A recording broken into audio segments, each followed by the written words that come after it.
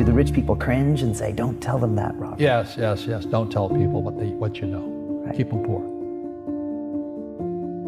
So my father was the head of education, PhD, all that stuff. I go home and ask him, said, why don't we learn about money in school?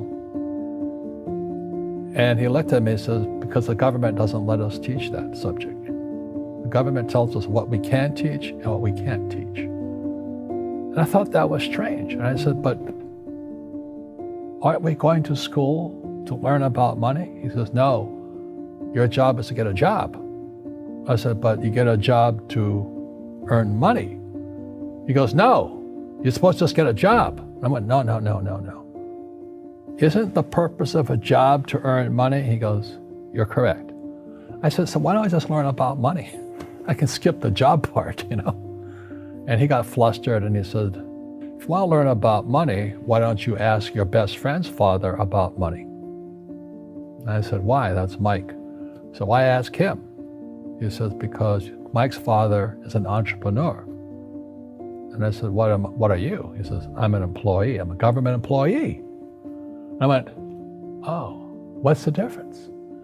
He says, the difference is an entrepreneur must know about money, or they're no longer entrepreneurs. And he says an employee doesn't have to know anything about money, because the government will take care of them, the company will take care of them. So I'm all confused. But I took my dad's advice and I trundled over to Mike's father's office and knocked on his door and I said, hey, I'm here, 9 years old. Teach me about money. He says, beat it, kid, you know. But that's where the story of Rich Dad, Poor Dad started. And finally, through persistence, my rich dad started teaching me about money on one condition. And that condition was he would never pay me. He says, the moment I pay you, you think like an employee. He says, that's the trap. Entrepreneurs work for free. And now I'm 9 years old, my head's going cracking in half. He says, you never want a paycheck. You understand that, kid? I said, okay, I got it. And he says, well, how do I make money? He says, that's what entrepreneurs figure out. It's like, so how do I learn about money?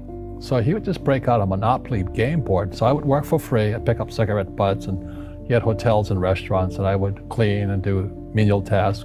And as I got older, I started getting into office work and marketing and accounting, and I was an apprentice basically, but I always worked for free. And he would teach me about money, but the way he taught me about money was playing Monopoly.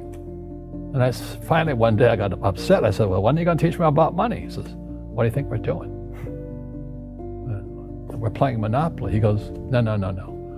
What do you think we're doing? We're playing Monopoly. He says, what do you think we're doing? So I don't know. I'm teaching you about money. And then that's when, you have one greenhouse. He says, there's many formulas for great success in money. There's thousands of them, but one of the best ones is found on the game of Monopoly. It still is today. 4 greenhouses, 1 red hotel. I said, what?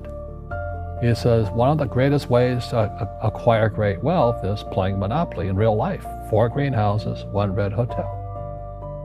Well, is that all there is? He goes, that's it. And he says, what do you think I'm doing? And I went, I don't know.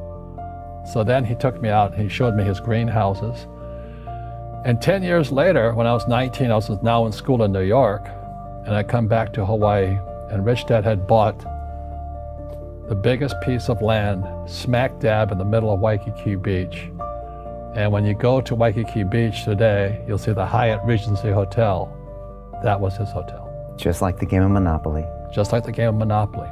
Acquired assets and they became bigger assets. He just kept what's called an assemblage, because that property wasn't that big at that time. So he had to buy out all the small guys. Because Waikiki was a little dirt water little town. So he'd buy out this shop owner and buy that shop owner.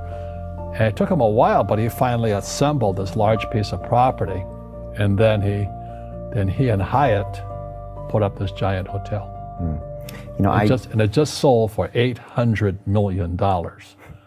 So that's how I learned about money.